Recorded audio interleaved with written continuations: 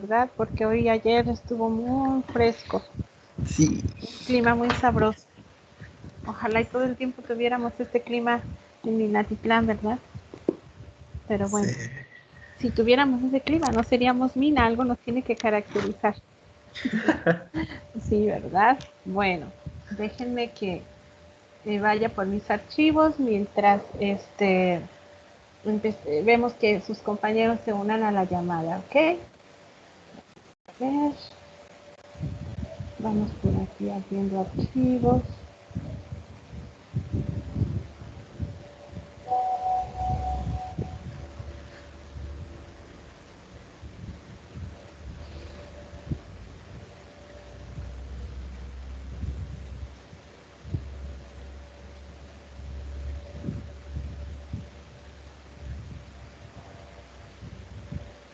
Les mandé ayer unos archivos.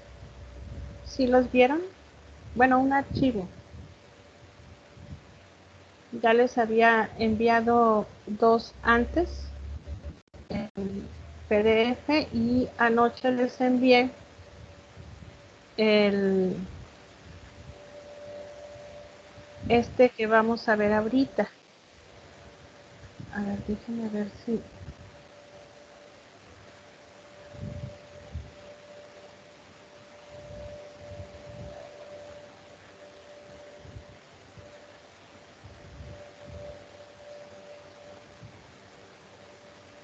Sí. Ok, entonces deben de tener ustedes ya un archivo eh, que les envié anoche. Donde empezamos a revisar ya ecosistemas microbianos. Ahí está. Y con ese archivo vamos a apoyar la tercera actividad de segunda actividad. ¿Okay? Y esa segunda actividad la voy a enviar ya después de esta clase, hoy por la tarde, para que empecemos ustedes a trabajar en ello.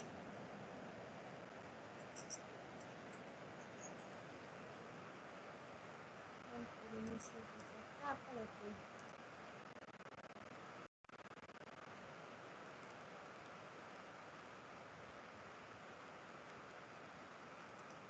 Lo ven ahí en la pantalla, ¿verdad?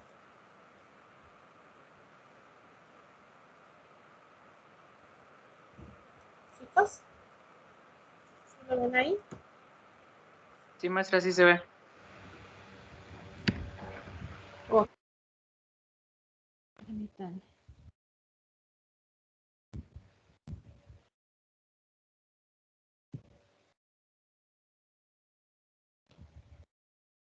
A ver. Bueno, ya platicamos en la clase anterior acerca de los microorganismos y sus ambientes naturales. Definimos lo que es una población, lo que es una comunidad y dijimos que, bueno, estas comunidades conformadas por poblaciones de microorganismos van a estar siempre realizando todas sus actividades en un determinado hábitat.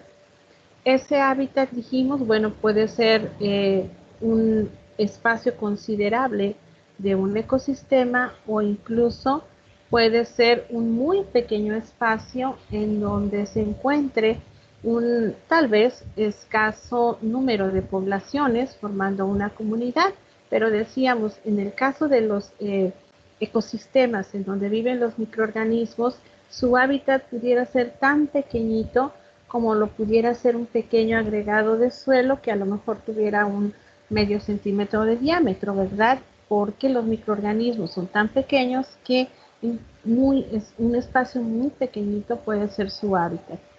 Platicamos también acerca de que todas las actividades que llevan a cabo los microorganismos en un determinado hábitat siempre van a estar interrelacionadas.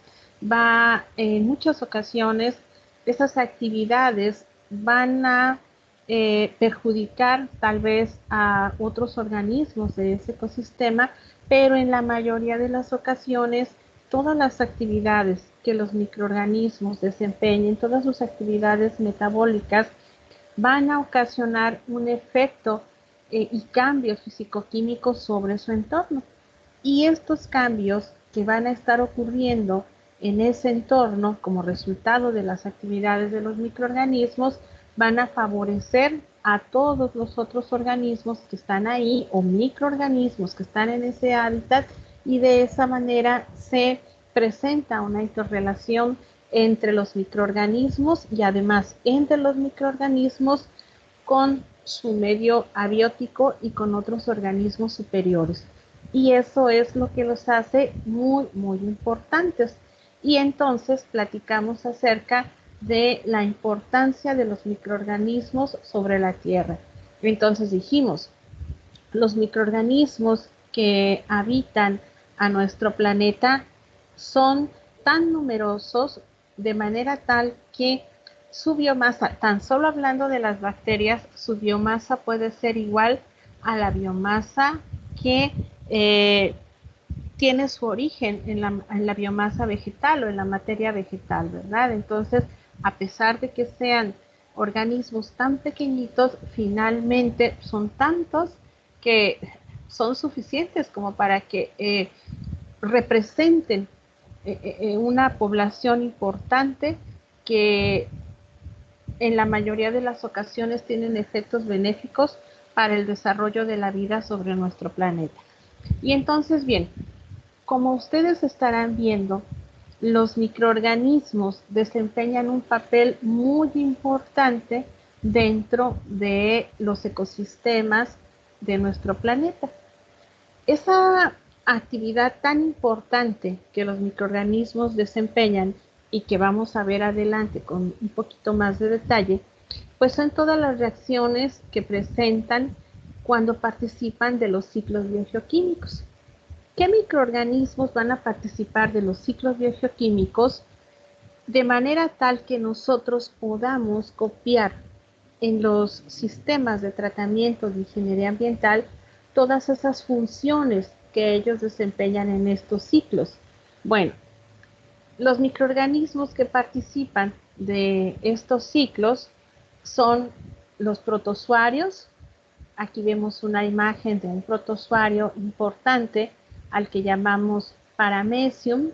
Estos protozoarios tienen un papel importante en los ecosistemas, no porque directamente ellos puedan ingerir o absorber la materia orgánica que se va a descomponer en los ecosistemas, sino porque si nosotros quisiéramos establecer una cadena trófica de microorganismos, entonces estos microorganismos estarían en un nivel trófico por arriba de las bacterias o de los hongos microscópicos, de los hongos que vemos en esta imagen.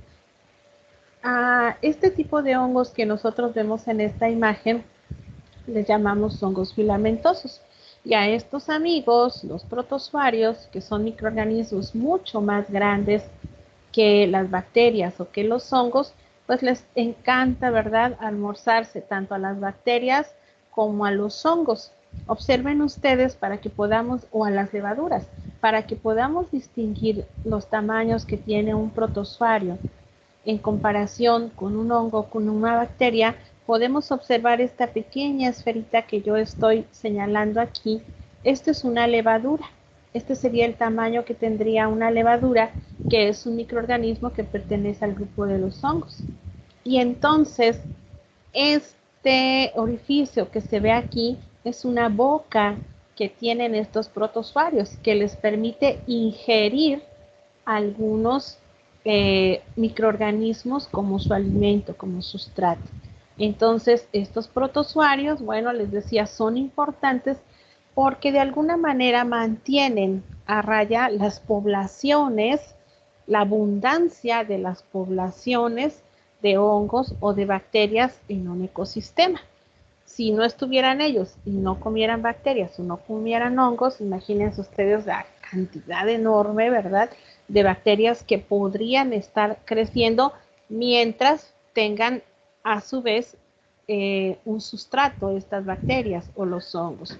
Bueno, Y luego les decía, otros microorganismos importantes dentro de los ecosistemas y que son utilizados también en algunos procesos para biorremediar suelos, sobre todo para eso, para biorremediar suelos, porque ellos son buenísimos. Yo les digo a los alumnos de la carrera de Ingeniería Ambiental que los microorganismos que son capaces de poder transformar compuestos químicos orgánicos xenobióticos, que son compuestos tóxicos, sintéticos, siempre les digo, son así como que los microorganismos chuchoscuereros, ¿verdad? Porque ellos se la saben de todas y son capaces de orientar las rutas metabólicas que desarrollan, es decir, la serie de reacciones bioquímicas que llevan a cabo dentro de su célula y que les permite transformar los nutrientes para ellos, para nosotros contaminantes, son capaces de hacer eso y poder descontaminar un suelo, poder descontaminar un agua. Entonces, por eso yo les digo que son así como que buenísimos, ¿verdad? Medios chuchos cuereros. Pues entonces, esto que nosotros tenemos en esta imagen es un hongo filamentoso. Estos hongos pequeñitos son los que ustedes ven desarrollarse en un trocito de tomate que está en descomposición, en un pedacito de fruta. Cuando nosotros empezamos a ver eso, que todos han visto un tomatito o alguna fruta que se descompone y pareciera que crece algo como pelillos, ¿lo han visto? ¿Sí lo han visto, chicos? ¿Nunca han visto un tomatito que está en descomposición? ¿O nunca han visto un tronco en descomposición? Pareciera que tuviera muchos pequeños filamentos, ¿verdad? Muchos hilitos pequeños. Bueno, pues visto al microscopio, lo que nosotros estamos observando en esos materiales en descomposición son este tipo de hongos, hongos microscópicos, no los hongos que nosotros vemos así crecer bien bonitos sobre los árboles o en un jardín. Esos también pertenecen a los hongos, pero se les llama setas con S, ¿sí? Y pero pues son hongos macroscópicos que nosotros alcanzamos a ver, aunque también cumplen una función importantísima de utilizar la materia orgánica como sustrato. En este caso, estos honguitos a los que yo les estoy presentando aquí son hongos microscópicos, hongos filamentosos. Estos hongos, bueno, pues están constituidos por una base que pareciera un tronquito, a la que se les llama hifa. En las partes superiores de esa hifa tiene como ramitas, ¿sí? Parecieran un arbolito, ¿verdad? Entonces a esas se les llama hifas aéreas y luego están compuestos por unas pequeñas esferas que si las viéramos con mucho más detalle podríamos observar pues sus características son semicirculares y estas son las esporas, ¿sí? Entonces todas esas esporas juntas forman un conidióforo, así se les llama.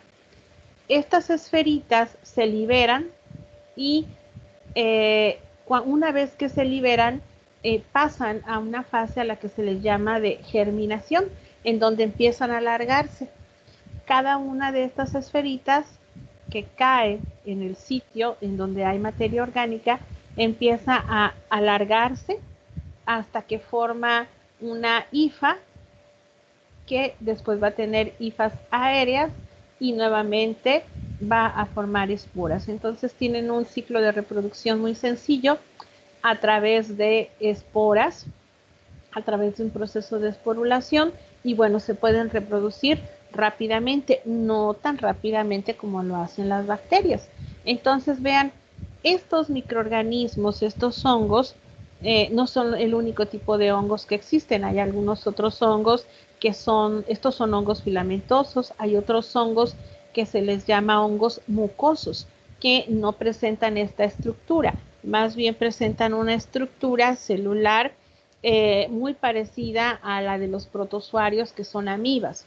Y les enseño una fotografía en adelante. Entonces, pues estos hongos juegan un papel importantísimo en la naturaleza porque son capaces de degradar la materia orgánica, incluso moléculas muy complejas, como por ejemplo moléculas de polímeros como la celulosa, como la lignina. Entonces, por eso podemos ver que pueden crecer sobre troncos de troncos ya viejos, muy húmedos, pueden crecer sobre la hojarasca. Entonces, ahí encontramos a este tipo de hongos. Y les decía, ¿por qué si eso hacen en la naturaleza, entonces, ¿por qué son importantes en ingeniería ambiental?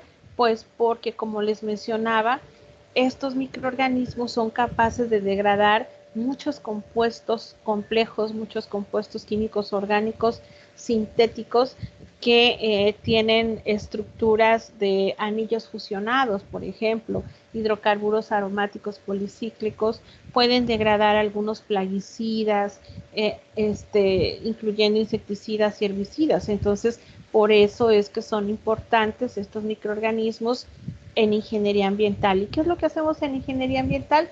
Pues única y exclusivamente utilizarlos copiando lo que de manera natural ellos hacen en los ecosistemas microbianos. Bien, otros microorganismos importantes dentro de ingeniería ambiental son las algas. Las algas, saben ustedes que son organismos fotosintéticos y también cumplen una función muy importante dentro de los ecosistemas naturales. ¿Por qué? Porque ellas son capaces de absorber el dióxido de carbono o el carbono inorgánico disuelto en el agua como ácido carbónico, utilizarlo como el carbón que van a requerir para construir más células y al mismo tiempo realizar un proceso de fotosíntesis y producir oxígeno. Entonces vean ustedes lo valiosísimas que son estos microorganismos, porque los cuerpos de agua van a producir oxígeno, van a ocasionar ese cambio físico-químico en los ecosistemas, dotándolo de una buena concentración de oxígeno. Claro que la concentración de oxígeno no solamente va a estar en función de lo que las algas produzcan, va a estar en función de la temperatura, va a estar en función de la presión, va también incluso a estar presente en función de que si se trata de un cuerpo de agua estático o casi estático, como puede ser un lago o una laguna, o tal vez un río en donde las corrientes son rápidas y eso permite una mejor oxigenación. Entonces, pero finalmente, ¿quiénes son las que van a producir el oxígeno en un ecosistema acuático? En su mayoría las algas. Hay bacterias que son fotosintéticas oxigénicas que también pueden dotar del oxígeno al ecosistema, pero quienes son las que producen por excelencia el oxígeno, los cuerpos de agua, pues son las algas, ¿no? Entonces, son las responsables del oxígeno en los ecosistemas acuáticos sobre la Tierra. Bien, y luego por otro lado tenemos, y en ingeniería ambiental, fíjense que las algas también juegan un papel importantísimo porque han sido utilizadas para poder consumir incluso hidrocarburos, degradar hidrocarburos, y al mismo tiempo que van degradando hidrocarburos o que van degradando materia orgánica, consumiendo nitrógeno y fósforo en las plantas de tratamiento de aguas residuales, se van produciendo como una biomasa que puede ser después utilizada como un abono o como un alimento para ganado, o para para muchos fines, ¿no? Entonces, para producción de energía. Así que estas algas, bueno, pues son utilizadas en las plantas de tratamiento. Hay unas algas que no son precisamente algas microscópicas, a las que se les llama lentejas, que tienen una forma, pues como una lentejita, son del tamaño más o menos de una lentejita, de una semilla de lenteja, pero su forma no es tan redondita, más bien parecen como un corazoncito, y son utilizadas en las plantas de tratamiento de aguas residuales, esta especie de algas, para eliminar el nitrógeno y el fósforo que todavía está presente en el agua, en donde las bacterias antes pudieron degradar diferentes formas de carbono orgánico. Entonces ya veremos esos sistemas de tratamiento, pero ese es uno de las aplicaciones que se hacen en ingeniería ambiental aprovechando el metabolismo de las algas. Bien, y por otro lado, en la naturaleza, pues encontramos una enorme diversidad de poblaciones de bacterias. Entonces, de diferentes formas, pueden ser bacterias redondas, casi esféricas, a las que llamamos cocos, algunas que tienen forma de arrocito, a las que llamamos bacilos, otras que tienen formas de espirales, a las que llamamos espiroquetas, algunas tienen una forma de una coma, algunas no tienen ninguna de estas formas y son algo así como un pedazo de estambre enredado, son amorfas. Entonces encontramos una diversidad increíble de microorganismos, tantas que el hombre no ha alcanzado a identificarlas todas, pero todas juegan un papel importante en la naturaleza, muchas participando de los ciclos biogeoquímicos, esas ya están perfectamente bien identificadas, y otras que desafortunadamente pues son patógenas, ¿verdad? Entonces no queremos encontrarnos, por ejemplo, con bacterias que nos pueden causar problemas gastrointestinales como Escherichia coli o muchas otras bacterias que podrían, por ejemplo, causar cólera o que podrían causar tifoidea, etcétera, ¿no? Entonces, pero, les decía, existe una diversidad increíble de bacterias que van a participar en los ciclos biogeoquímicos y que van a realizar reacciones bien específicas, como lo vamos a ver en adelante. Bien, entonces, por eso yo les estoy poniendo aquí en este recuadro que las bacterias son un grupo de microorganismos a los que podríamos considerar el más importante dentro de los microorganismos. ¿Por qué los podríamos considerar como los más importantes? Porque fíjense que hay bacterias, como les decía hace un momento, que realizan reacciones bien específicas y solamente una especie de bacterias, solamente una población de bacterias determinada va a realizar esa reacción o esa función y nadie más, y nadie más. Entonces, si ese grupo de bacterias no existiera, algún determinado ciclo biogeoquímico sería un caos, ¿sí? Entonces, yo les escribo aquí también dentro de ese recuadro que son tan importantes que se vuelven indispensables en los ciclos de nutrientes de los ecosistemas, es decir, en los ciclos biogeoquímicos que ocurren en los ecosistemas.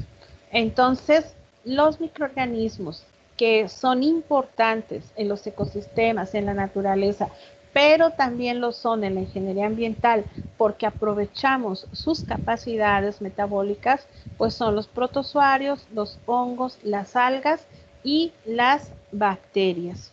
¿Ok? ¿Alguna pregunta hasta aquí o algún comentario?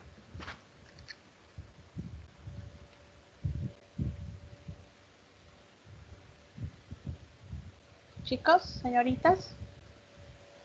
No, maestra, ¿todo bien? Ok, perfecto, avanzamos. Ok, entonces miren, no nos vamos a hacer microbiólogos con el curso, ¿verdad? Pero sí,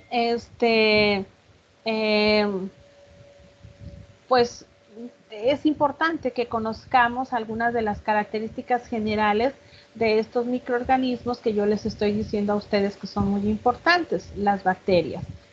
¿Qué son estos organismos? Bueno, son desde luego organismos microscópicos, son considerados como células procariotas. Recuerden ustedes que las células procariotas son aquellos organismos, específicamente las bacterias, porque son los únicos que tienen este tipo de células procariotas.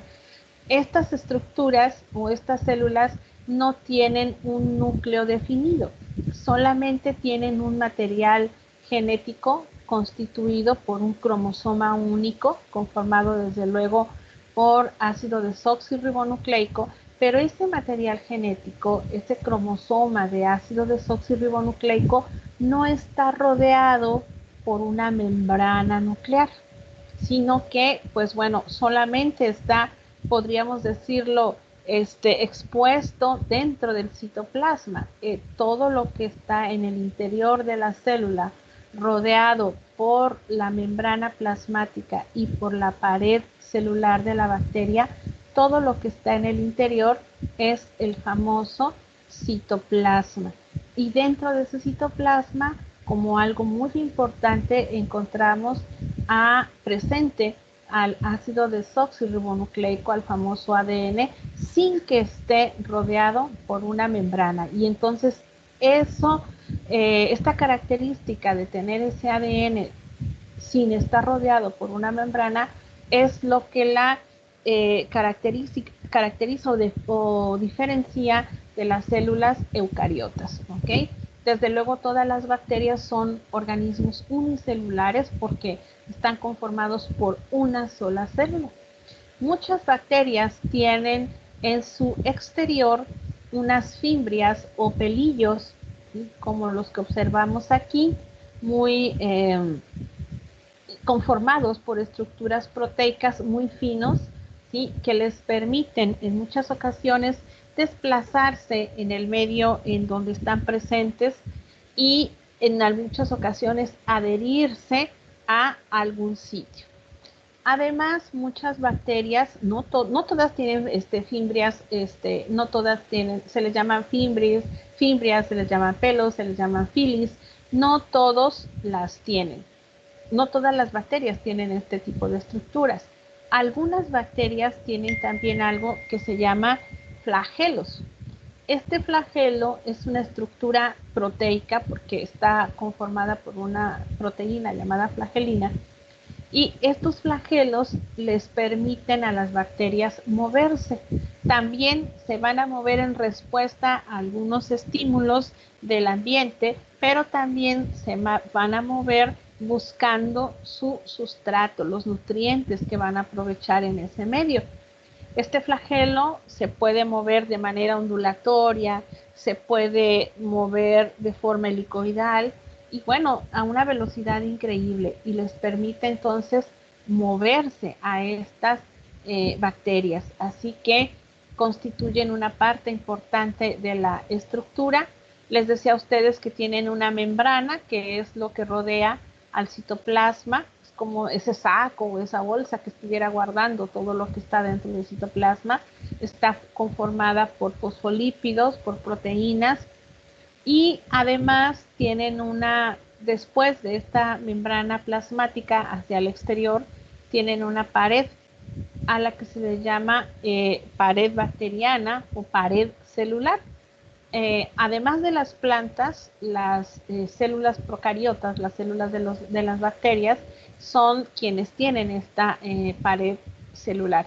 Y esta pared celular pues está conformada por lípidos, por algunos polisacáridos, por algunos aminoácidos. Es quien forman estas biomoléculas, quienes forman parte de esta estructura.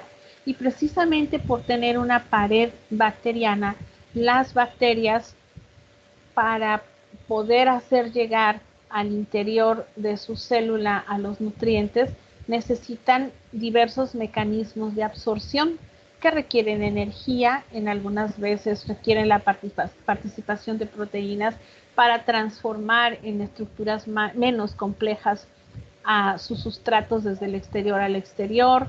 Y entonces, bueno, finalmente ellas requieren de un proceso de absorción para poder hacer llegar del exterior al interior sus nutrientes.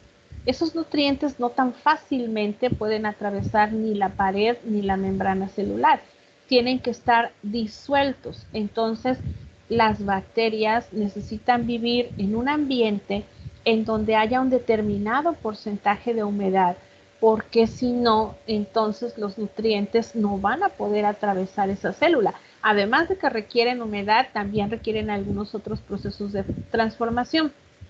Pero la humedad es indispensable. Entonces, por eso en aquellos sistemas en donde no haya agua suficiente, las bacterias o los microorganismos no se van a desarrollar. Nunca hemos visto, por ejemplo, que fácilmente puedan crecer las bacterias en un cereal en donde no hay agua, o en una leche en polvo o donde no hay agua, ¿verdad? Todos los alimentos deshidratados, por eso se pueden conservar del crecimiento de los microorganismos, porque si no hay agua, entonces los microorganismos no tienen, aunque estén viviendo ahí los microorganismos, no se van a poder desarrollar, van a estar así como que quietecitos, como si estuvieran casi muertos. No están muertos, pueden estar vivos, pero sin actividad porque no tienen agua. Entonces, vean ustedes la importancia, mencionábamos que uno de los procesos importantes que ocurren dentro de un ecosistema es el ciclo del agua, porque mientras haya agua, los organismos se van a poder desarrollar, incluso las bacterias, pero si no hay agua, no va a haber microorganismos. Entonces, bueno, esta pared bacteriana y la membrana celular cumplen una función reguladora del paso de nutrientes del exterior al interior o del paso de los desechos del interior hacia el exterior de la célula. Mantienen un equilibrio osmótico entre los solutos disueltos dentro del citoplasma y los solutos que puedan estar en el exterior de la célula. Además de haber ADN dentro del citoplasma, bueno, también hay algunos mesosomas. Esos mesosomas son material genético extracromosómico que normalmente está ligado a la membrana celular. Y otro papel importantísimo que tienen, digo, otra estructura importantísima que tienen son los ribosomas. Y los ribosomas les van a servir para la síntesis de diferentes proteínas que desde luego realizan ciertas funciones dentro de la célula. Entonces, bueno, les decía, eso es algo en relación a su estructura. Otra cosa importante que podemos distinguir en las bacterias es su morfología. Algunas, les decía, tienen formas esféricas, formas de bastoncitos o arroz, y son bacilos. Algunas tienen formas en espiral, las espiroquetas. Entonces, tienen una diversidad de formas. Otra característica de las bacterias es su composición química. Cuando hablamos de su composición química, hablamos, por ejemplo, de las estructuras que pueden tener su pared celular. No son totalmente idénticas. Hay bacterias que tienen una forma más compleja de pared celular y otras tienen una forma más sencilla de pared celular, de tal manera que las distinguimos en gram negativas o gram positivas. Sus necesidades nutricionales, sus actividades bioquímicas y su fuente de energía es lo que las hace importantísimas en los ecosistemas, tanto naturales como artificiales. Y recuerden que cuando hablo de ecosistemas artificiales, me refiero a los sistemas de tratamiento biológico que son aprovechados en ingeniería ambiental. Entonces, en cuanto a sus necesidades nutricionales, bueno, hay bacterias que les gusta comer algunas formas de azufre. Digo comer entre comillas, porque ya dije que no comen, absorben, ¿no? Pero bueno, lo decimos así para que no se nos olvide. Entonces, hay bacterias que prefieren a lo mejor los sulfatos, hay bacterias que prefieren el sulfuro de hidrógeno, hay bacterias que si utilizan el nitrógeno, bueno, pues prefieren utilizar el nitrógeno amoniacal, otras utilizan los nitratos, otras utilizan los nitritos, otras utilizan el nitrógeno gas, ¿sí?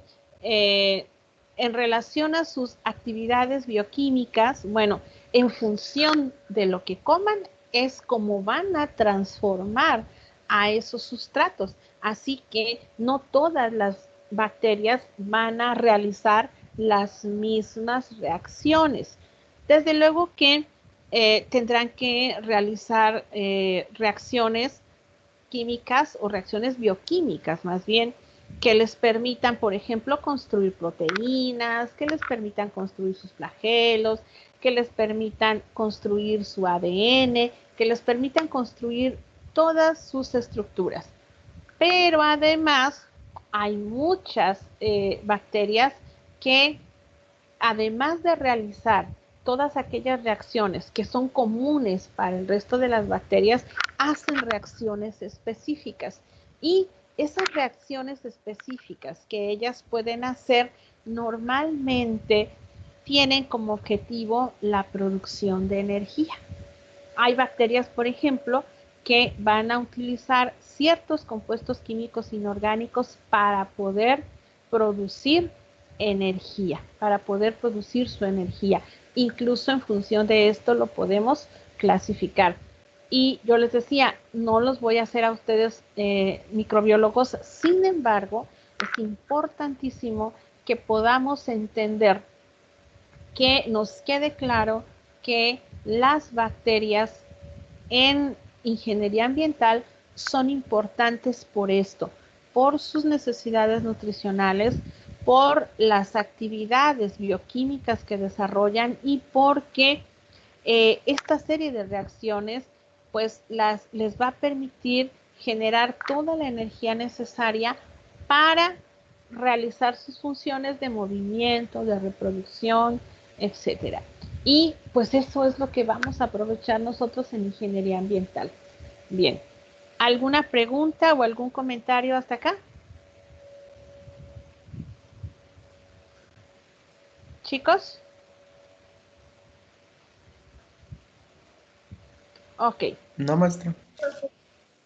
Bueno, y luego entonces comentaba que algunos otros microorganismos importantes son los protozoarios. Los protozoarios, al contrario de las bacterias, son organismos eucariotas, son unicelulares, están conformados por una única célula, pero son eucariotas. Ellos sí tienen un núcleo definido, un núcleo en donde encontramos un material genético resguardado, rodeado, o como lo pongo aquí, envuelto por una membrana.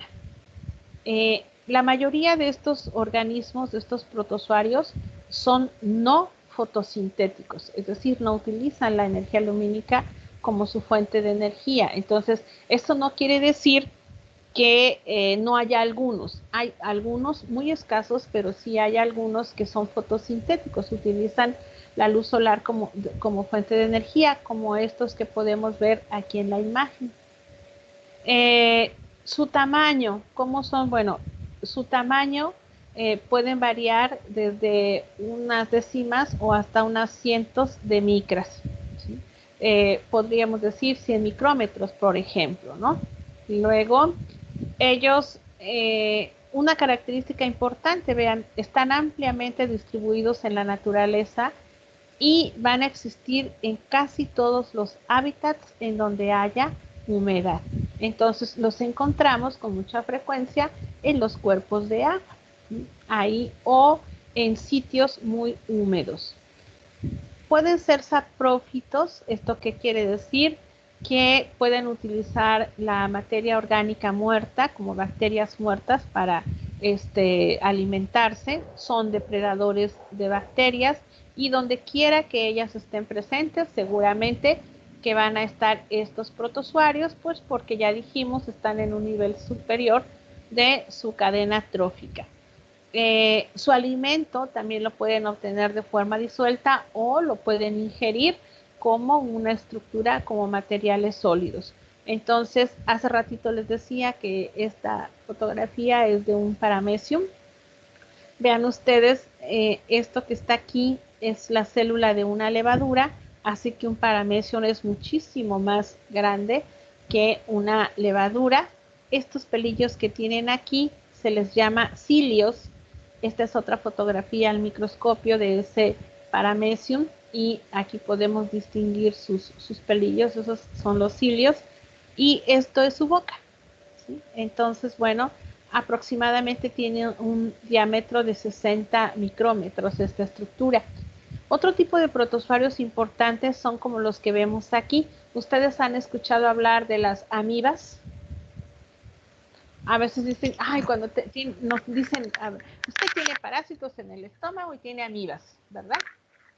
y a veces consumimos algunos desparasitantes, y dentro de los desparasitantes dice, bueno, es para eliminar algunas amibas. Bueno, pues resulta que esas amibas no son tan amigas de nosotros los humanos, porque nos pueden a veces ocasionar algunos problemas pues intestinales o de infecciones como los que tenemos aquí. Y vean, estos protozoarios que tenemos aquí son organismos que no siempre tienen esta forma que ustedes están viendo. Estos organismos son bien curiosos porque van a cambiar constantemente su forma, ¿sí? En algún momento dado pueden tener, por ejemplo, observen ustedes aquí en esta foto, 1, 2, 3, 4 y 5 elongaciones que son como patas, ¿sí? Y bueno, pues por un momento se estiran por un lado, por un momento estiran otra pata, de repente se encogen. ¿Y eso para qué lo hacen? Esa es la forma de moverse. Su estructura es como si fuera gelatinosa, así mucosa, y se van desplazando, se van moviendo, tantito hacen una pata, tantito hacen otra, tantito hacen ninguna. Entonces, de esa forma se van moviendo. Estos protozoarios, por ejemplo, se mueven así. Hay algunos como estos que son fotosintéticos y además tienen una colilla, un flagelo, y hay otros que tienen cilios como estos. Entonces realmente estos protozoarios se van a clasificar en función al tipo de movimiento que establezcan, ¿sí? A través de cilios, a través de flagelos, a través de falsos pies como estos, de tal manera que se les clasifica como pseudópodos, ¿no? Entonces, bueno, estos son los protozoarios, por eso son importantes en los ecosistemas y en ingeniería ambiental. En una planta de tratamiento de aguas residuales, por ejemplo, si nosotros quisiéramos determinar si existen bacterias en nuestro sistema de tratamiento, pues no tomo una muestra, me la llevo al laboratorio, siembro la muestra, a ver si hay microorganismos, si hay bacterias. Mejor voy, tomo una muestra y en 3 minutos la pongo ahí en el microscopio. ¿Y qué es lo que voy a observar más fácilmente antes que bacterias? Pues estos amigos, los protozoarios. Entonces, si yo encuentro protozoarios como estos y unos que dan vueltas, que giran, que se les llama rotíferos, bueno, quiere decir que tienes suficientes bacterias. Observas rápido al microscopio y si tus amigos están ahí, pues es porque tienes bacterias, es que están comiendo muchas bacterias y pues por eso están en tus muestras de agua, ¿no? Entonces, en los sistemas de tratamiento de aguas residuales, a los protozoarios los encontramos como arroz, dicen por ahí, ¿verdad?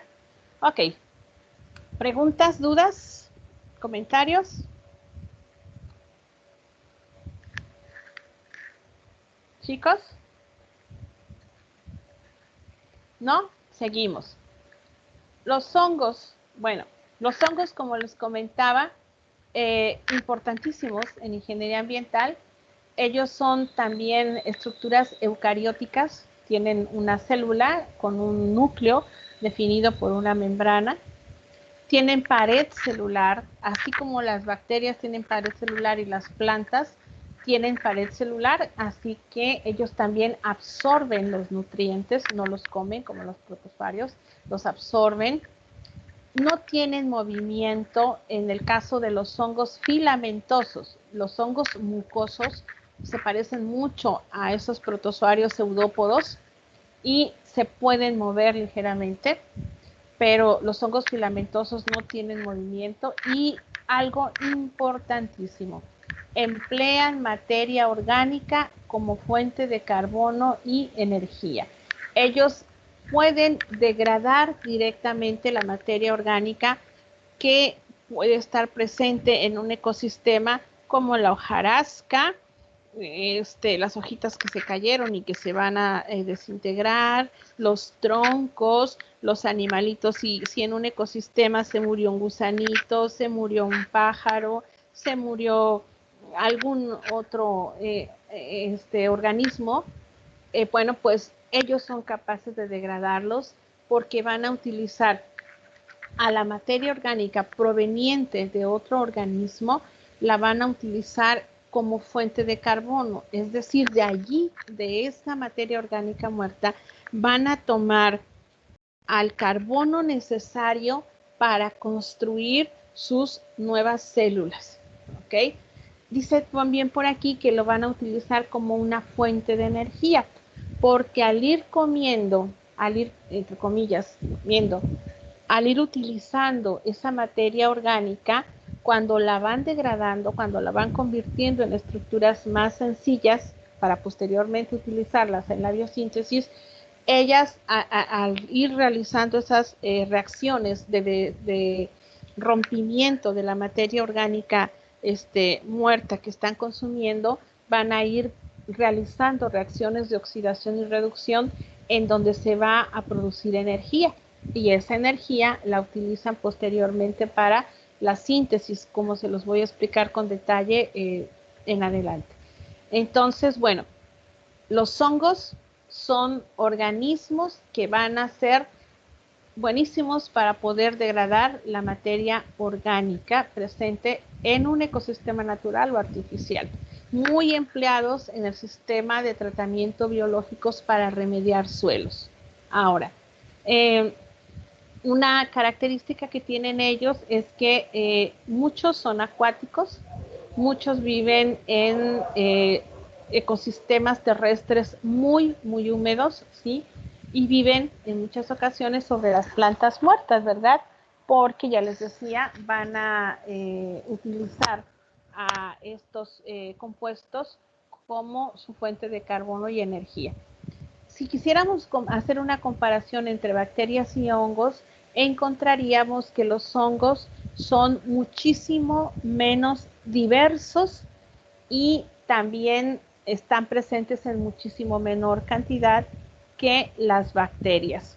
Entonces, hay más diversidad y más abundancia de bacterias que de hongos, pero eso no los demerita en relación a su capacidad para degradar la materia orgánica, aunque en comparación con las bacterias, ellos degradan la materia orgánica más lentamente. Las reacciones que llevan a cabo son más lentas y precisamente por eso, por consumir la materia orgánica de manera más lentamente se van a reproducir. Pero ya les dije, son importantes en ingeniería ambiental, por eso escribo esto aquí, que son competentes en la mayoría de los procesos, desde luego de tratamientos biológicos que se emplean en ingeniería ambiental. Y otra cosa es que la diversidad metabólica de los hongos en comparación que las bacterias, bueno, pues es más escasa, ¿sí?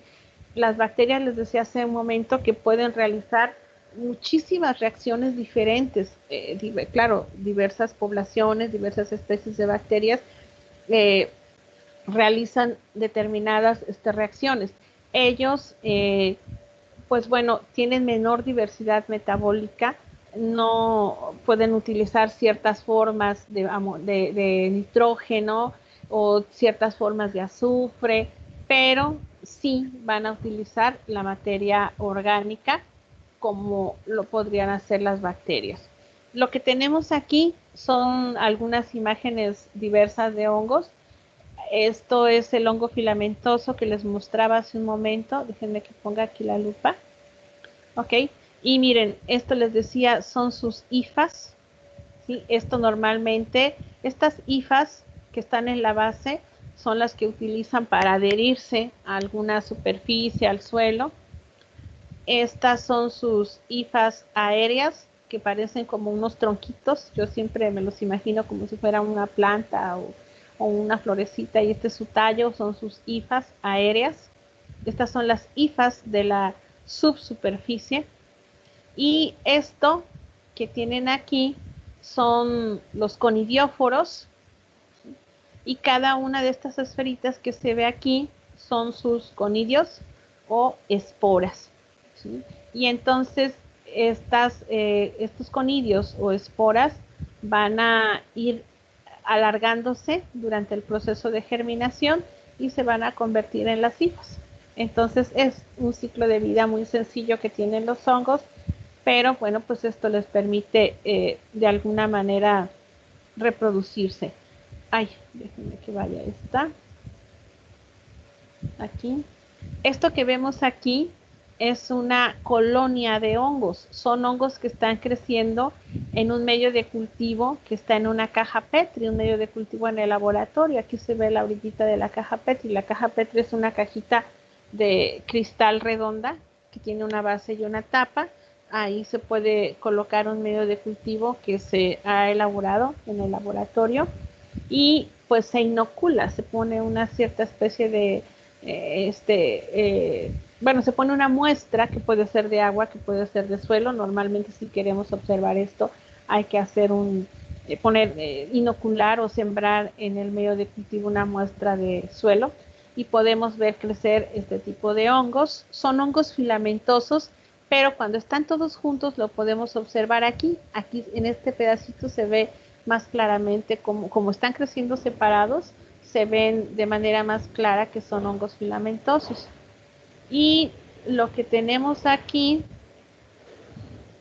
esta es una levadura que está presentando un proceso de reproducción. Las levaduras se reproducen así, van creando una yema, se les llama así, que va a ser una nueva célula, una célula hija, como esta que observamos aquí. Las levaduras corresponden también a los hongos. Bien, entonces, ¿dudas, preguntas hasta acá? ¿Comentarios? No, profe, ninguno. Bien, y luego tenemos a las algas. Como les decía a ustedes, bueno, las algas, si nos pusiéramos a observar fotografías de algas, híjoles, nos llevaríamos yo creo que todo el día, porque son muy diversas en su estructura. Hay unas que son alargadas, tienen estructuras y formas vistas al microscopio hermosas, ¿verdad? Formas de estrellas, formas de espirales. Miren esta, por ejemplo, hay unas que tienen una simetría perfecta prácticamente, ¿sí? Entonces, bueno, son estructuras muy bonitas, ¿sí? Aquí, por ejemplo, en la figura B, dice por aquí, B es una colonia de volvox, así se llaman, este tipo de algas, con un gran número de células, ¿sí? Se engloban estas algas en algunos polisacáridos que están segregando, ¿sí? Luego aquí hay aquí estas, bueno, esto ya no puse, de esta, es una espirogira, ¿sí? Espirogira o espirogira, y cómo tiene su cloroplasto en forma de espiral. Aquí lo vemos como zigzag, pero realmente está en forma de espiral, ¿no? Entonces, y son algas microscópicas y tienen unas estructuras muy bonitas. ¿Qué es lo importante aquí? Bueno, pues que ellas llevan a cabo la fotosíntesis oxigénica, están generando oxígeno. Y bueno, en los tratamientos de aguas residuales, como les decía, las utilizamos para aquello que llamamos los tratamientos de pulimiento, para los tratamientos terciarios, eliminar nitrógeno y fósforo que todavía está presente en el agua residual que se está tratando y que no alcanzaron a consumir las bacterias. Las bacterias rápidamente pueden utilizar el carbono, pero más lentamente el nitrógeno y el fósforo. Así es que cuando todavía hay ciertas formas de nitrógeno y de fósforo que las bacterias no alcanzaron a utilizar, entonces en las últimas etapas de un tratamiento de aguas residuales se les da, vamos a llamarlo así, se les alimenta, se les da ese nitrógeno y ese fósforo a las algas para que ellas lo puedan consumir y se elimine del agua. Ok. Bien, entonces, ¿hasta aquí hay alguna duda?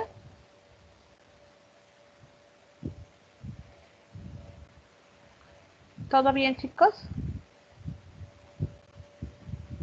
Sí, profe, todo bien. Ok. A ver, dígame. Sí, no sé si estuviéramos en clases presenciales, estuviéramos haciendo, sembrando. En el laboratorio, algunos microorganismos. Híjoles, ¿qué creen? No.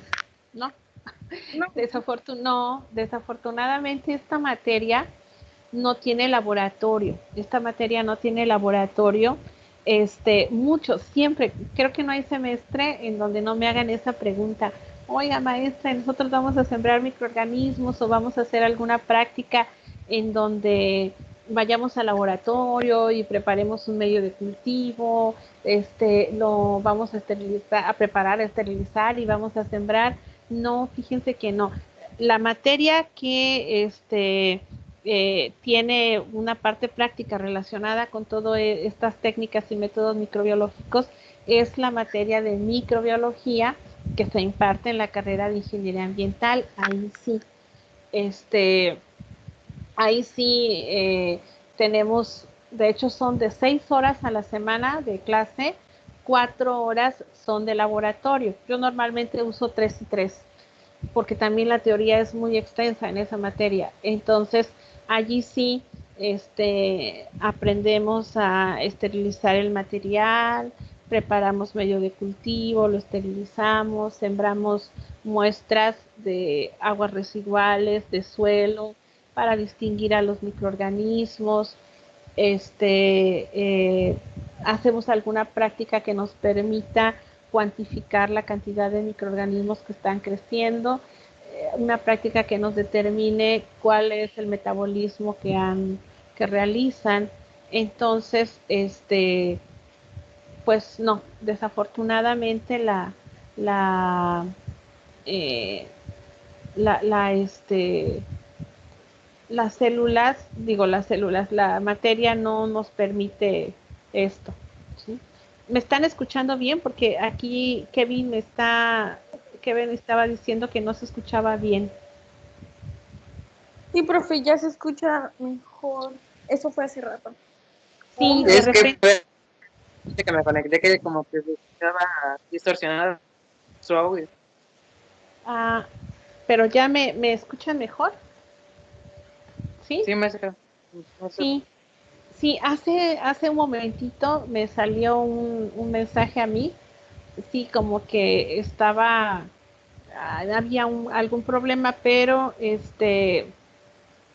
no, ya ahorita ya parece que no hay ningún problema. Entonces, no debiera de tener problema, ¿verdad? Porque este, ahorita no habemos muchas personas conectadas aquí en casa, solamente ahorita estoy yo y uno de mis hijos. Mi esposo no tiene clase ni mi otro hijo, así es que hoy no, a esta hora no, debiera de escucharse y de verse bien, ¿no? Pero a veces no falta, algún momento en que tengamos problema con el internet. Bueno, entonces, pues no, chicos, les decía, hay muchas prácticas muy interesantes que pudieran relacionarse con esta materia de ingeniería ambiental. Este, Muchas de las materias que llevan los jóvenes en la carrera de ingeniería ambiental que están relacionadas con el tratamiento de aguas, tiene laboratorio porque tienen que aprender a diseñar sistemas de tratamiento de aguas residuales. Hay diversas materias orientadas al tratamiento de aguas, a la potabilización de aguas, a la caracterización de los suelos, a la remediación biológica de suelos. Sí, Giovanna, adelante. Le iba a decir que estaría genial que nos dieran la oportunidad. Como ingenieros químicos, creo que es importante realizar estas prácticas en el laboratorio, porque yo lo pude llevar en la prepa, Ujú. juntamente con los residuales, Ajá. y pues, es más interesante, eh, ¿cómo se explica? Es más Realizarlas. interesante microorganismos, que bueno, el agua también es importante, pero está un poquito más tedioso y un poquito más aburrido que sembrar micro. Sí, fíjense que además hay algo interesante. Muchos jóvenes que cursan la carrera de ingeniería química, cuando egresan y están a punto de egresar o están realizando sus prácticas profesionales, a veces les ofrecen proyectos relacionados con este tema. Híjoles, salió Giovanna, pero ya está. Ahorita precisamente hay una señorita que me escribió un correo y me decía que sus prácticas profesionales las va a desarrollar en una industria azucarera. Me imagino que es un ingeniero azucarero porque nada más, al momento solamente me ha dicho eso, que es en una industria azucarera y que pues ella va a hacer unos análisis microbiológicos para definir calidad bacteriológica en un producto. Entonces sí, o sea, ustedes también pueden trabajar en ese sentido, ¿no? Claro que está que de repente, bueno, no han cursado a lo mejor alguna materia que está relacionada con esto, pero sí pueden hacerlo, ¿no? Entonces ella me decía, maestra, me acordé de las clases de ingeniería ambiental y puede ser mi asesora. Le digo, sí, con gusto. Y bueno, pues ella va a desarrollar esa actividad. Hay otros jóvenes, por ejemplo, hay un joven que también me escribió y él va a hacer sus residencias para la empresa Bonafont. Y me decía, maestra, vamos a trabajar con unos filtros para la potabilización de agua. Entonces, que son tratamientos terciarios ya en los procesos de potabilización de aguas para consumo humano. Entonces, dije, sí, puedo asesorar tu trabajo. Y bueno, ¿qué les digo? Hay muchos ingenieros químicos que se desempeñan, desde luego, muy eficientemente en plantas de tratamiento de aguas residuales. Entonces, a lo mejor lo que marca la diferencia con un ingeniero ambiental es que, bueno, el ingeniero ambiental se tiene que formar para poder diseñar y operar los sistemas de tratamiento de aguas residuales o potabilización de agua o un sistema de tratamiento biológico de suelos, un tratamiento físico-químico para remediar un sitio contaminado, un suelo contaminado. Así como ustedes pues se forman en diseño, ¿verdad? Y operación de algunas unidades que les permiten pues desarrollar un proceso, ¿sí? Entonces, la destilación, la evaporación, la extracción, el secado, bueno, pues ustedes tienen que dominar esas operaciones unitarias en un proceso. Entonces, los van a ustedes a formar para diseñar, ¿verdad? A lo mejor una torre de destilación, algo que no va a ser un ingeniero ambiental. Entonces, pues bueno, tienen su área, su especialidad, pero eso no quiere decir que en algún momento dado ustedes como ingenieros químicos en un futuro, si tuvieran que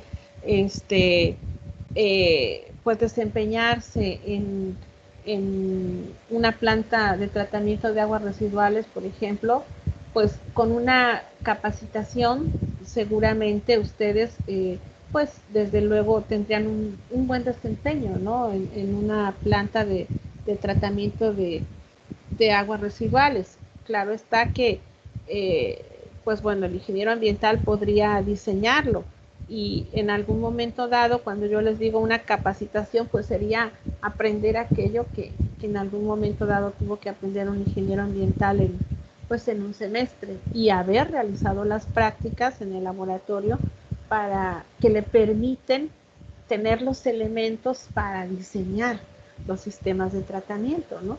Para simular. También los ingenieros, así como ustedes van a utilizar algunos simuladores para el diseño de alguna operación unitaria en algún proceso, bueno, los ingenieros ambientales utilizan simuladores para pues diseñar un proceso de tratamiento de aguas residuales, definir si el proceso debe ser aerobio, anaerobio, definir qué cantidad de oxígeno de aire tienen que alimentar para suministrar el oxígeno necesario al proceso, el tiempo en que deben de mantener el agua dentro del reactor, el tiempo en el que van a crecer los microorganismos, la velocidad a la que van a consumir el oxígeno, la velocidad a la que van a consumir los nutrientes.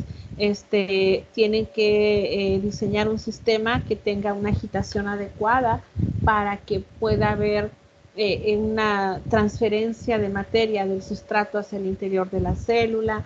Entonces, así como ustedes manejan variables en las operaciones unitarias, bueno, pues también los ingenieros ambientales, ¿verdad? Entonces, por eso les comentaba al inicio del curso, esto que nosotros vemos aquí es una pinceladita, ¿no? De lo que es la ingeniería ambiental, pero, pues bueno, les orienta a ustedes en relación a lo que se hace en ingeniería ambiental y cómo lo pueden relacionar con la ingeniería química, ¿no? Entonces, pero bueno, fíjense que también en respuesta a la inquietud de Giovanna, ya ahorita es el tercer semestre en donde no hacemos prácticas de laboratorio, ni ustedes ni los jóvenes de ingeniería ambiental. Entonces, yo, por ejemplo, con mis grupos de microbiología, lo que hago es esas prácticas que debiéramos hacer en el laboratorio, las vamos revisando a través de videos, ¿no? Hay unos videos muy buenos de la Universidad de Sonora y de la UNAM, entonces, que definen con mucho detalle las prácticas que en el laboratorio de microbiología realizaríamos, y es así como yo estoy trabajando con ellos, igual que con los de bioquímica o con los de remediación biológica de suelos. Bueno, normalmente la materia implica el desarrollo de un proyecto, y esa es la forma de evaluación, y están metidos prácticamente todo el tiempo en el laboratorio, ¿no? Los chicos. Entonces, como no hemos tenido prácticas de microbiología y laboratorio de microbiología, y los jóvenes siempre me dicen, maestra, y eso que vemos que ocurre en los videos o que pasa en los videos, no lo vamos a hacer nosotros. Y yo, ¿cómo voy a adquirir esa habilidad? Porque muchos, como ustedes, han tenido la oportunidad de que en la preparatoria, si asistieron a un CEBETIS, por ejemplo, CETIS, a veces hacen eso, ¿no? Y muchos me dicen, maestra, yo nunca en mi vida he sembrado, y si voy a ser ingeniero en el laboratorio, y si voy a ser ingeniero ambiental, ni voy a saber preparar un medio de cultivo, ¿no? Entonces, no lo han manipulado, vaya, digo, sí, créanme que sí, yo siento mucho pesar de que no puedan hacer eso en el laboratorio, pero ya decidí desde el antepasado semestre que regresando, primero Dios, a las clases presenciales, en los cursos que se hacen para créditos complementarios, que se hacen entre semestre y semestre, sí voy a abrir un curso de tópicos de microbiología, pero en donde se vean la parte práctica. Entonces, como esos cursos se abren tanto para ambientales como para químicos, bueno, pues entonces si tienen la oportunidad, pues por ahí nos veremos, ¿verdad? Para ver qué podemos hacer en el laboratorio. Espero que en el laboratorio me quieran apoyar para poder hacer ese curso, ¿no? Pero sí es importante, y desde luego que pues ustedes lo pueden aprender, ¿no?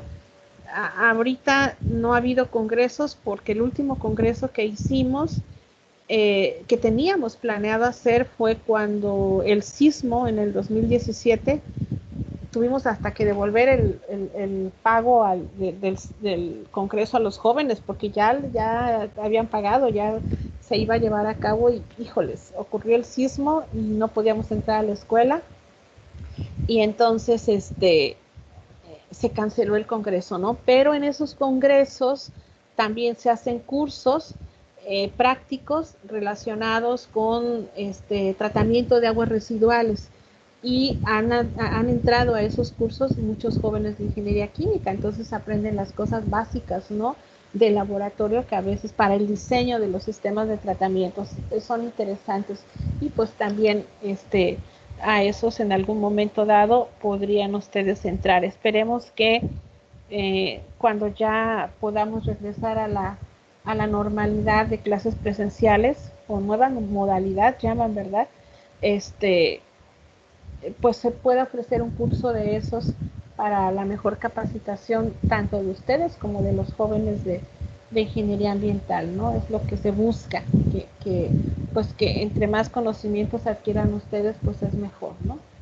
Bueno, así es que, Giovanna, debe haber alguna oportunidad para ofrecérselas y que ustedes de alguna manera puedan aprender y que puedan aprovechar esa inquietud que tienen, ¿no? Sus capacidades y ese entusiasmo por aprender. Bueno, pues entonces ya comentamos y continuamos. ¿Algún otro comentario, alguna duda?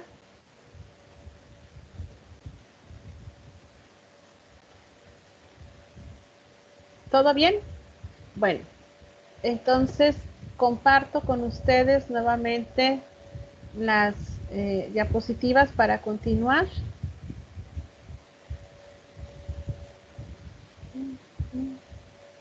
Entonces hago mi archivo. Permítanme, déjenme lo hago.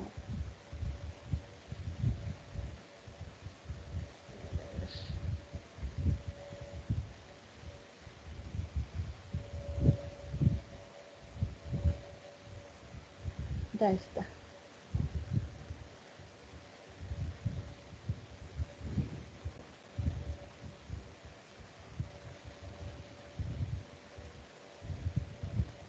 Ok. Bueno, hasta aquí no hay dudas, chicos, con confianza. ¿Todo, vamos bien? ¿Todos van conmigo? Sí, maestra. Muy bien. Sí, maestra. Bueno, entonces, fíjense, ahorita que estábamos precisamente platicando de estas cuestiones, de las cuestiones prácticas, ¿verdad?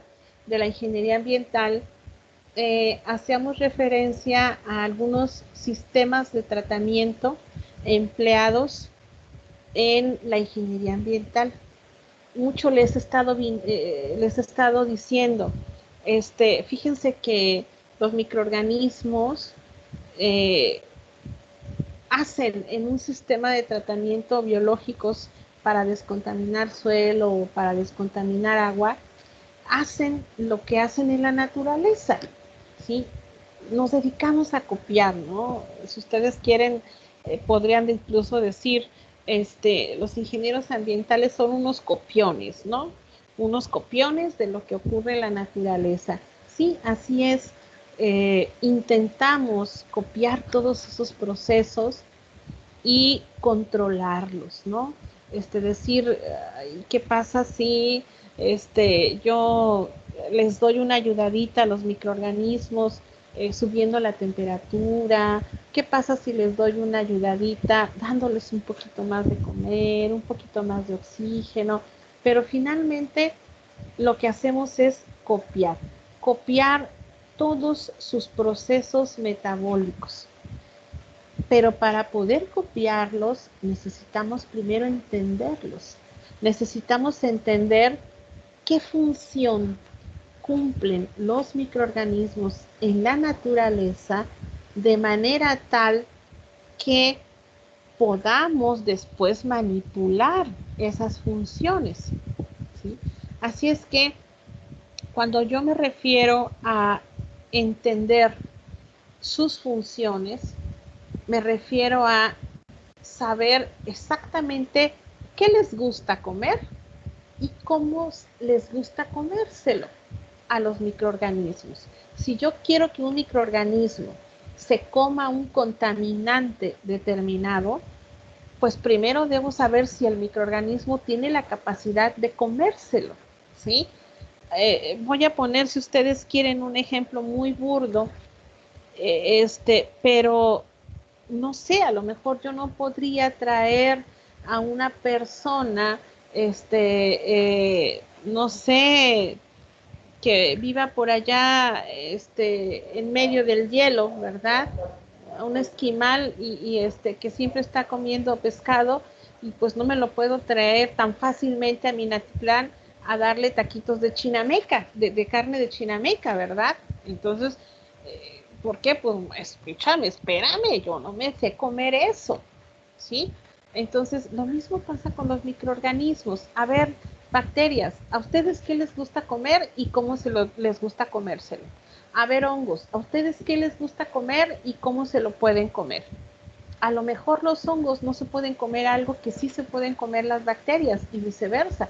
Si yo entiendo entonces qué les gusta comer, cómo se lo van a comer y qué otra cosa necesitan para poderse sentir contentos y satisfechos, pues entonces necesito saber, ¿verdad?, con detalle qué tipo de reacciones bioquímicas son capaces de llevar los diferentes microorganismos que existen. Desde luego, esto no quiere decir que en el curso de ingeniería ambiental y tal vez hasta un experto no llegue a conocer todo eso, no quiere decir que se tengan que conocer todos los metabolismos de todas las bacterias que existen sobre la Tierra, ¿verdad?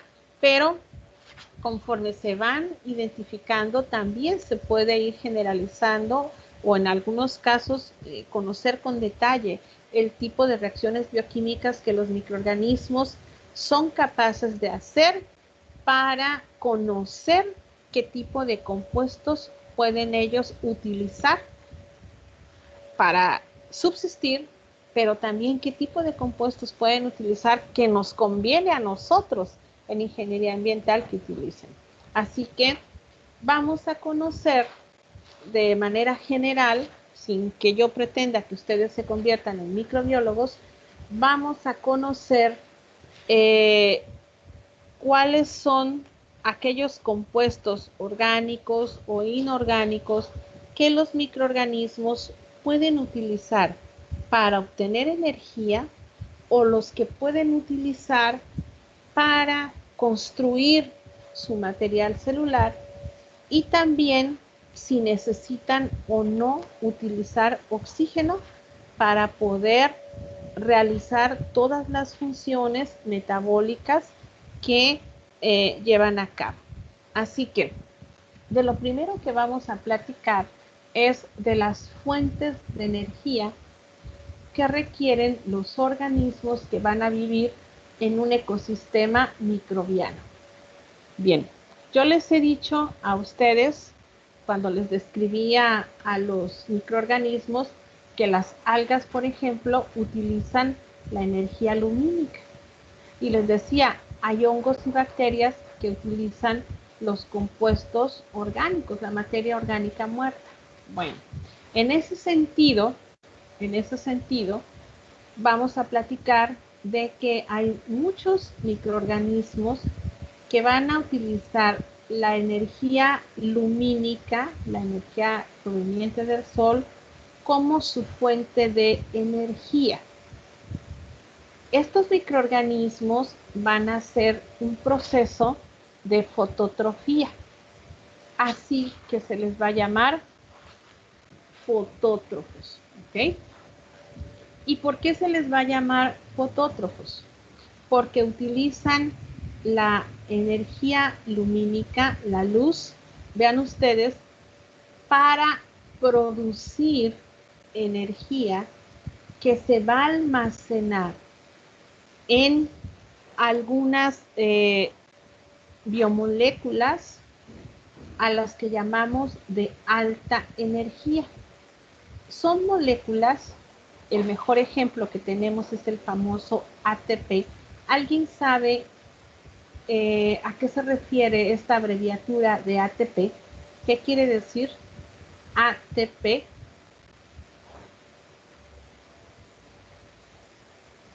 El trifosfato de adenosina.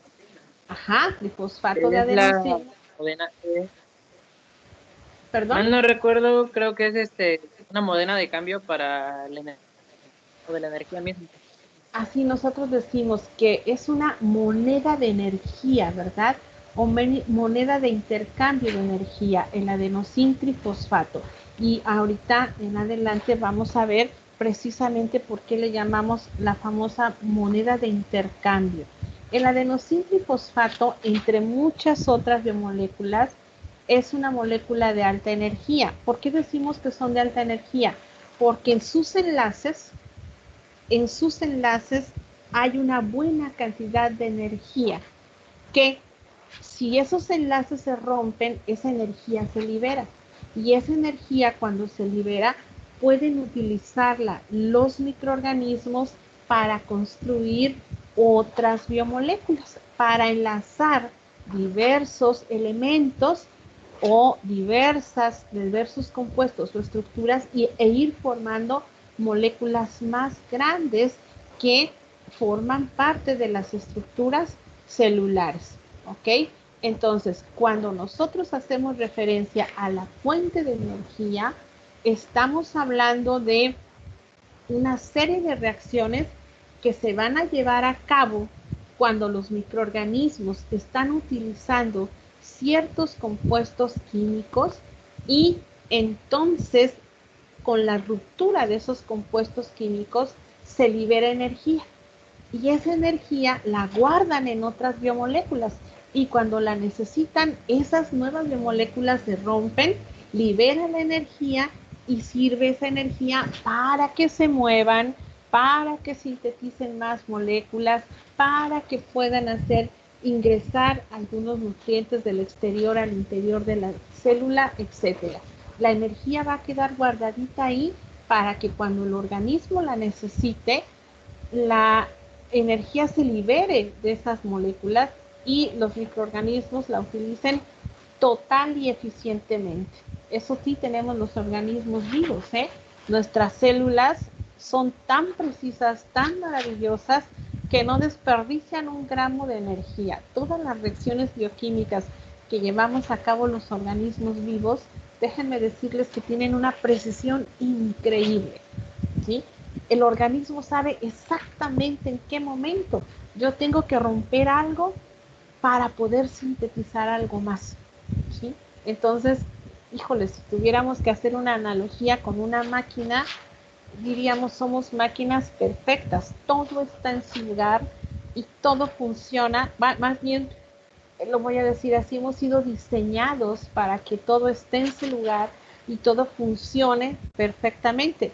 Que nosotros a veces seamos descuidados, y lo digo por mí, y no cuidemos nuestro organismo en la alimentación o en el ejercicio, y pues claro que lo que ocasionamos es que esa máquina perfecta que somos, pues no opere eficientemente, ¿verdad? Así que, pero bueno, vamos a pensar que todos estos microorganismos van a operar eficientemente y que esa forma de donde ellos pueden obtener energía les permite que la puedan generar y la puedan ir guardando para utilizarla cuando la necesiten.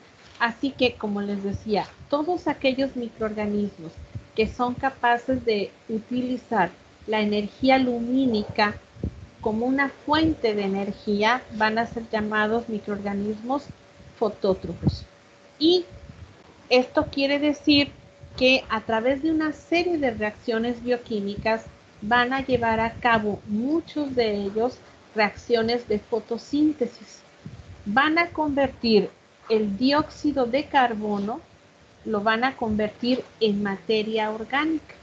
Y a partir de una serie de reacciones que les permiten liberar electrones, realizar reacciones de oxidación y reducción, van a ir almacenando la energía producida en estas biomoléculas de alta energía. Como les decía, el mejor ejemplo de una molécula que almacena energía es el ATP. Bien, no todos los microorganismos utilizan la energía lumínica como una fuente de energía. Hay otros microorganismos que utilizan compuestos químicos como su fuente de energía. ¿Qué nombre va a recibir ese proceso de utilizar los compuestos químicos como una fuente de energía? Pues es un proceso llamado quimiotrofía. ¿Sí? Ahora, este proceso de quimiotrofía se puede subdividir porque hay muchos microorganismos que van a utilizar única y exclusivamente compuestos químicos orgánicos para obtener energía. Y hay otros microorganismos que única y exclusivamente van a utilizar compuestos químicos inorgánicos para obtener energía. ¿Cuáles pueden ser esos compuestos químicos orgánicos de los cuales los microorganismos llamados quimiorganótrofos van a utilizar energía o van a utilizar para obtener energía? Pueden ser compuestos químicos orgánicos tan sencillitos, nada complejos, como una molécula de glucosa, 6 carbonos.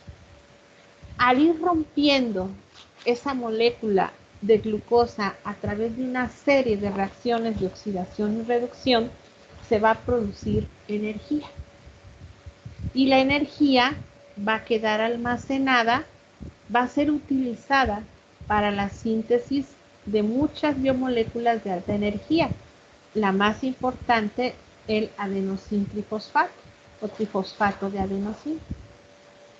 Muchas de esas reacciones de oxidación que ocurren, es decir, de rompimiento de esos compuestos químicos orgánicos, van a ocurrir en presencia de oxígeno. No forzosamente tienen que ocurrir en presencia de oxígeno. La reacción que aquí se ejemplifica para explicar el trabajo de estos organismos quimiorganotróficos o quimiorganótrofos, también se les llama quimiorganotróficos, esta reacción que está aquí dibujada nos indica que estos microorganismos quimiorganótrofos pueden romper o fraccionar a la glucosa en presencia del oxígeno hasta que se liberan 6 moléculas de dióxido de carbono y agua. Este proceso se los voy a explicar más detallado en adelante, pero ahorita lo que sí nos tiene que quedar claro es que muchos microorganismos llamados quimiorganótrofos utilizan los compuestos químicos orgánicos, se los almuerzan sabrosamente y una vez que se los almuerzan a través de una serie de reacciones que ocurren en el interior de sus células, van a ir partiendo, fraccionando esos compuestos químicos orgánicos. Cuando los van rompiendo, los están oxidando. Se liberan electrones. Recuerden ustedes que en química inorgánica, hablamos de que una oxidación es una reacción en donde un compuesto pierde electrones. Y una reducción es una reacción en donde los elementos o los compuestos ganan electrones. Entonces, cuando estas reacciones están ocurriendo, una vez que el microorganismo ya se almorzó a esos compuestos orgánicos, por muy sencillos o muy complejos que sean, esos compuestos que ya se almorzó tienen que pasar por una serie de reacciones en donde se van rompiendo, se van oxidando. Al mismo tiempo que se van oxidando y van perdiendo electrones, hay otros compuestos que están ganando esos electrones. Y entonces en esa oxidación-reducción, se va liberando energía. Y esa energía que se libera, créanme que hay alguien, y hay algunas, esos electrones que se liberan, hay muchas biomoléculas que los van a ir transportando de biomolécula en biomolécula. Y cuando se van transportando esos electrones que van de biomolécula en biomolécula, se va liberando la energía. Y esa energía va a ser energía que hay alguien que ya está esperando atraparla. ¿Quién? Algunas moléculas de adenosín monofosfato o adenosín difosfato para sintetizar el ATP y para que ahí se quede guardadito. ¿Sí? Entonces, por eso esta reacción nos dice que los quimiorganótrofos utilizan los compuestos químicos orgánicos tan sencillos como la glucosa o como el acetato, el ácido acético, ¿verdad? Pero en su forma ionizada, ¿sí? El acetato, 2 carbonos, pero hay otros que utilizan compuestos químicos orgánicos que no son sencillitos como esto. Puede ser un compuesto químico orgánico que sea un hidrocarburo, por ejemplo, un hidrocarburo alifático de 40 carbonos, por ejemplo, o puede ser una proteína que pudiera tener a lo mejor unos 500 aminoácidos y tiene que romper el microorganismo, tiene que romper ese compuesto orgánico de esa proteína hasta que lo convierta hasta CO2. Entonces imagínense ustedes toda la cantidad de energía que se puede liberar cuando un microorganismo rompa una proteína o rompa un hidrocarburo o rompa un plaguicida, por ejemplo. Pero es un compuesto químico orgánico que le va a servir como su fuente de energía. Así que va a ser un microorganismo quimiorganótropo. ¿Hasta qué se pretende que lo convierta? Hasta CO2.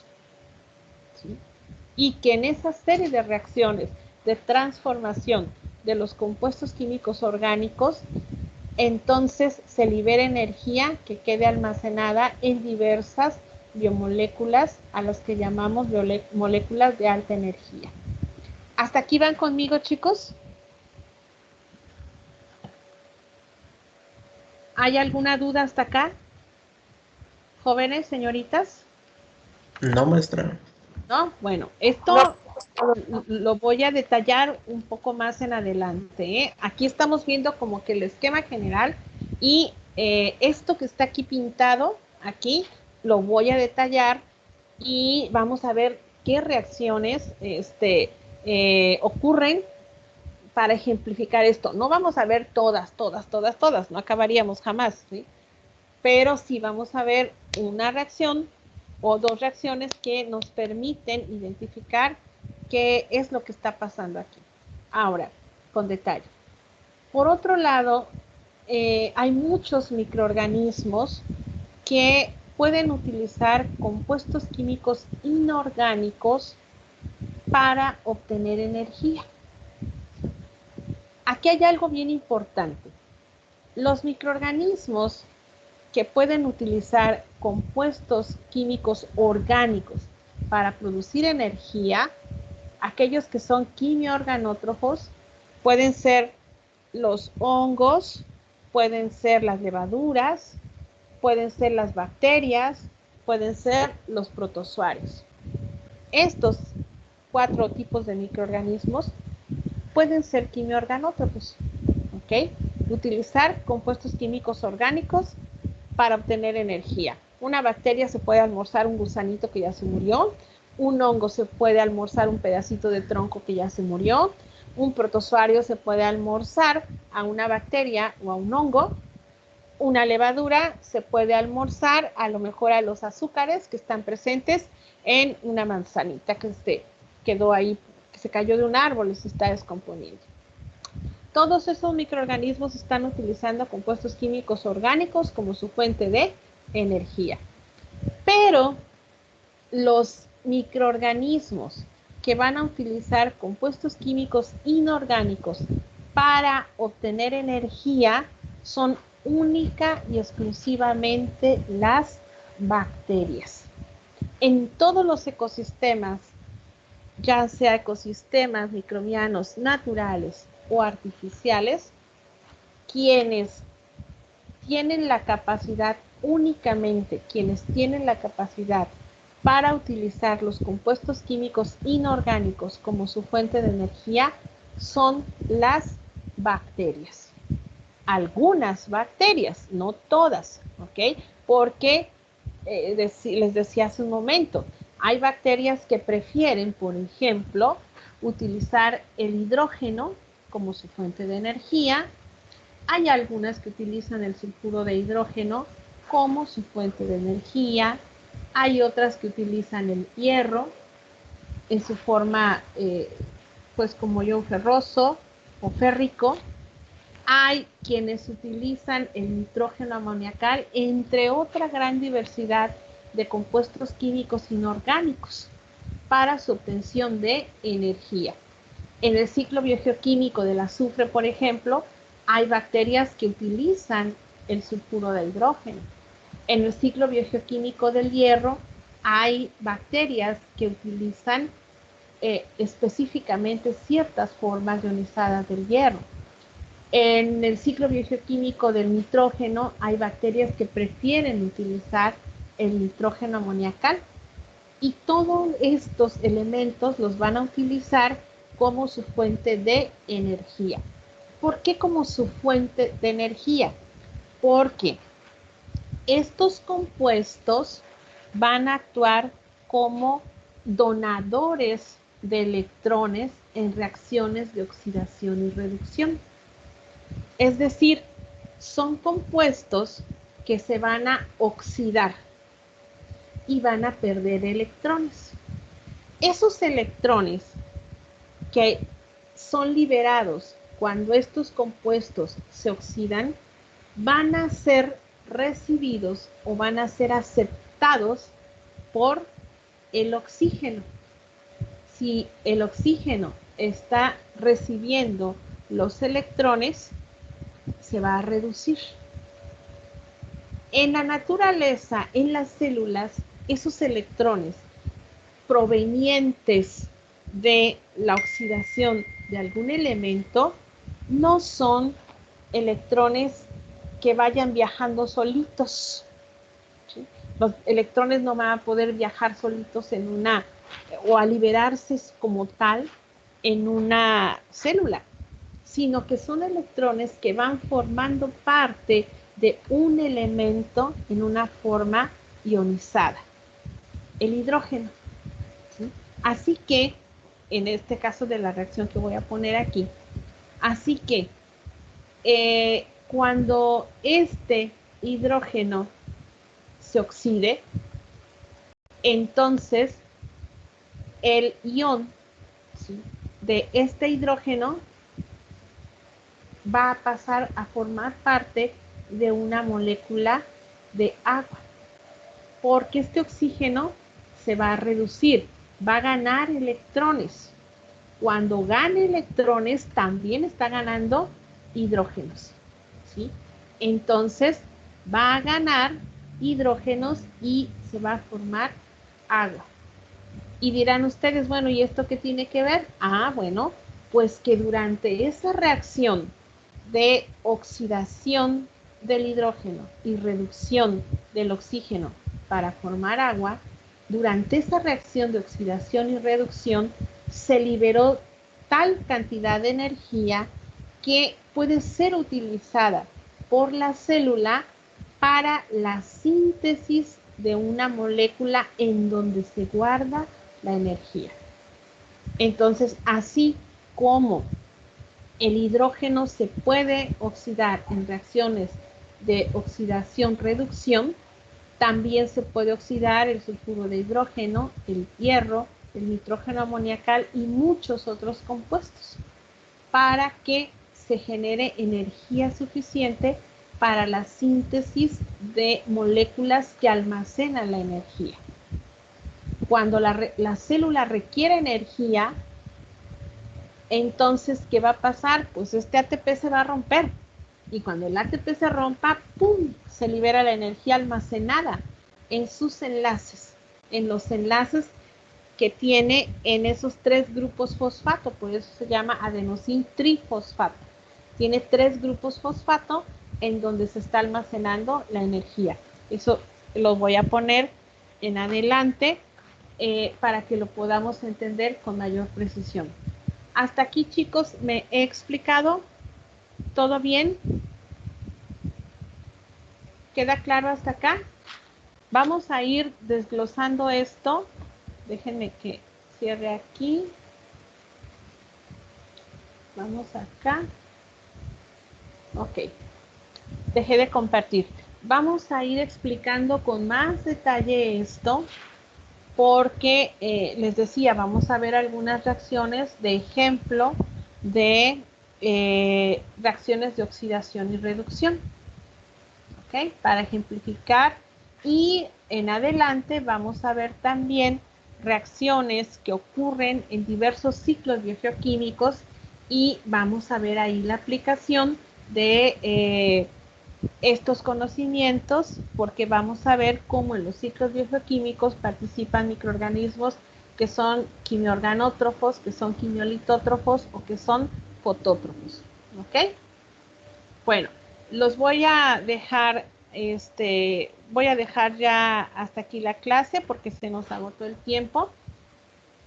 Ya les subí estas diapositivas y voy a subir en la actividad número 2 para que ya vayan ustedes haciéndola en función de lo que vamos revisando, ¿ok?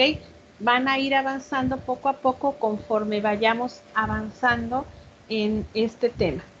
Entonces, la voy a subir ya el fin de semana. En la siguiente semana, este tema ya lo vamos a concluir y estaremos terminando entonces el tema número 1 para poder hacer la evaluación. ¿Ok? Bueno, chicos, entonces los dejo. Pasen todos buena tarde, pasen todos buen fin de semana. Cuídense mucho y nos vemos el día lunes, ¿ok? Gracias, profe. Hasta luego. Hasta luego. Bonita Hasta tarde luego. para todos y Hasta buen luego, fin de maestra. semana. Hasta luego. Dios, Igualmente. maestra. Hasta luego, más. Cuídense mucho. Hasta luego. Hasta luego.